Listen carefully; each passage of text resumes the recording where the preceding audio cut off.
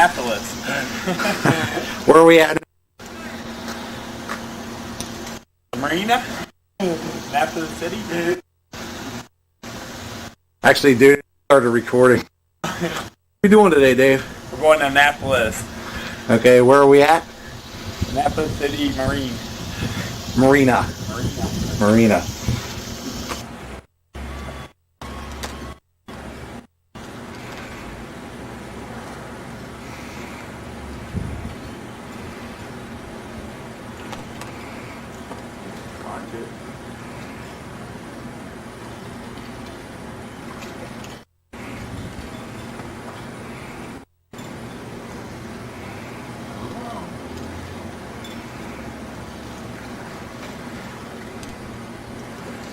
Not.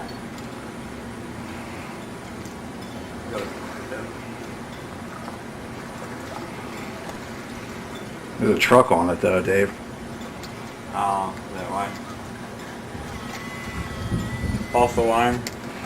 Yeah. Like, I never heard that. After I worked in the chapel.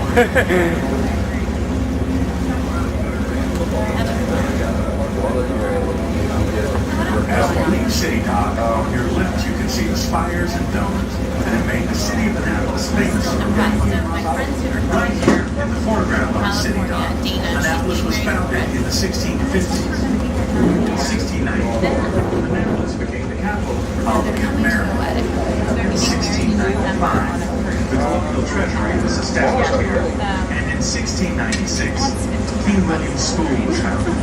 It later became known as St. John's College and is in full operation today. Near the bridge, which now spans Swan Creek behind it, the Marquis de Lafayette landed and camped with 2,000 Continental soldiers on his way to Yorktown in 1781. In 1783, Annapolis became the capital of the nation for 9 months until the end of the American Revolution in 1784. During the time that Annapolis was the nation's capital, George Washington here resigned his commission as Commander-in-Chief of the American forces, and the Treaty of Paris was ratified in Annapolis in the American Revolution. All right, then just whatever the contacts. On our right is the outer apron where in olden days, sailing ships from England anchored to unload manufactured goods and to load tobacco and grain for the return trip to Europe. In later years, as the size of ships increased, Annapolis Harbor became too small. Baltimore came into the forefront as the trading capital of America. Today, this outer anchorage of Annapolis is one of the most popular on the East Coast for yachts from all over the world. You may see yachts carrying flags from many nations of Europe, South America, and the Far East. Back on the left, all of the buildings with the copper roofs belong to the United States Navy. The first large building with the large roofs is the Field House, the indoor athletic facility where men and women of the Academy perform winter athletics. Attached to the Field House is the Visitors Information Center. This should be your first stop on the tour of the Academy. The second building is Lejeune Hall, the swimming auditorium, and the third building with the multicolored bricks is Ricketts Hall, an administration building. As we leave Spa Creek, to your right, you will see the mouth of the Severn River, where it enters the Chesapeake Bay. The land you may be able to see in the distance past the mouth of the river and across the water to the east is Kent Island. It is considered part of Maryland's eastern shore. The large expanse of water just past the point where you can see the 3 radio towers is the bay itself. On your left in the foreground, you will see the athletic fields of the Academy, where the students practice football, soccer, lacrosse, and that oldest of military activities, marching. During the early part of the Academy's history, none of these fields existed. Conceived by New York architect Ernest Flagg, who was commissioned to redesign the entire Academy in a Beaux Arts Classicism style in the late 1890s, they were part of a grand plan which transformed the Academy's grounds between the years 1900 and 1910. A great part of these fields rest on land that was reclaimed from Spa Creek. An additional land reclamation project was begun in 1957. This filled in a substantial portion of Dewey Basin, which was protected anchorage of the Naval Academy. Renamed Santee Basin, you will see this feature of the Academy grounds when we make our turn onto the Southern River. As a matter of fact, when the United States Naval Academy was founded in 1845, it consisted of just 9 3/4 acres. It is now over 300 acres, a great deal of which was created by dredging the harbor bottom. Again, on your left, you will see what appears to be a complex of buildings, but is really one. Bancroft Hall, the dormitory of the men and women of the Academy. If you were to look down on Bancroft Hall from the air, it would appear like the letter H. It is reported to be the second largest dormitory in the world, housing 4,000 men and women. It contains 4.5 miles of corridor and over 33 acres of floor space. The hall is named for George Bancroft, Secretary of the Navy, who, in 1845, arranged for the transfer of Fort Severn, on the point where the Naval Academy is now situated, to the Navy for a school. On October 10, 1845, 50 midshipmen and a 7-man faculty began the Academy, which has operated continuously since that time, except for a short transfer during the Civil War. On our left, you will see a white mast with a damaged platform and several lights. This is the mast from the battleship Maine, which was sunk in an explosion in 1898 in Havana Bay, Cuba. At that time, 260 men of the United States Navy died. The mast was erected at the Academy in 1913 as a memorial to these men. The lights on the mast were added many years ago to act as storm warnings for mariners. These lights have now largely been replaced by radio storm warnings and weather predictions on radio marine channels. Just beyond the mast, you will see a brass bell, a long Mark 14 torpedo of a type used during the Second World War, and the stone stairway leading to the water's edge. The bell and the torpedo have been placed there as a memorial to the submariners who died in that conflict. And the stairway, again from a graduating class of midshipmen, is known as the gateway to the sea. We will make a turn now around the corner of the United States Naval Academy and head up the beautiful and scenic Severn River. As we do, you will see a green light on a 3-sided base. This light, named Trident Light, was furnished as a monument by the Academy class of 1945 and holds a glass sphere containing water collected from the 22 seas of the world. The water was collected by the USS Trident submarine, which made the first underwater circumnavigation of the world in 1960. This light is dedicated to the safety of those who serve their country on submarines. The building you see on your left with the pink roof is the Robert Crown Sailing Center, built in 1974. This is the headquarters for all sailing activities for the men and women of the Academy. The art of sailing is still considered to be important for the students. Just beyond the Robert Crown Center is Santee Basin, named after the first of several ships moored there for naval housing. In the basin, you will see small and medium-sized sailboats, all of which are used for training purposes. The larger of the boats, in fact, are taken out not only into the Chesapeake Bay, but out into the Atlantic Ocean for rigorous training.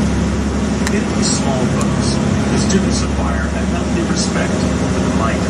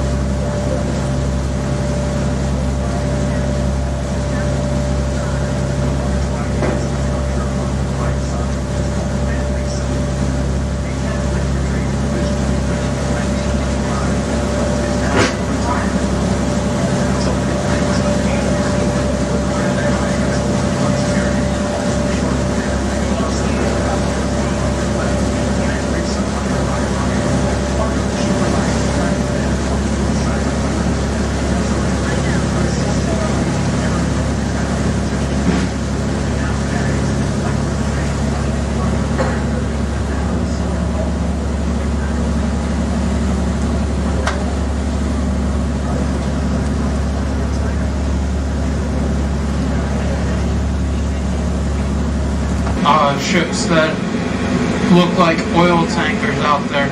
That's what they're usually carrying.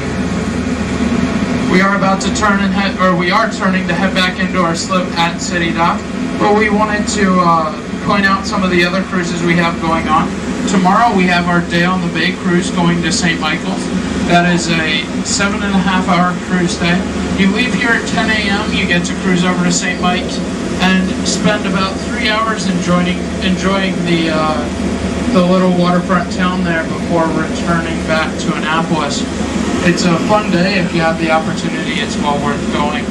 And I think Well, Dave, do you have anything to say about our little cruise here? Pretty cool. I want to say it's Waterman's Day, but I'm not definite on There's that, the so please don't Bay quote me there. Bridge. We also have a Bay Lighthouses cruise coming up on Sunday, the 5th of September. That's a 3-hour trip. Takes you out by 3 of the local lighthouses here: the Baltimore Entrance Light, the Sandy Point Shoal Light, and the Thomas Point Lighthouse. And that's done with a live narration aboard this boat usually. Finally, we want to point out that we also have walking tours here in Annapolis, including our 4 Centuries History walking tour and our other historical walking tours, including our African American History walking tour and Civil War History walking tour in Annapolis. These are all done on the marked days throughout our brochure. So if you're interested in any of these, please see our brochure found downstairs by the bar or back at the ticket booth on the lower, or when we get back to City Dock. That information can be found there. If you have any other questions, let us know. And we'll be dockside here in another 5 or 10 minutes. We hope you've enjoyed cruising with us so far, and we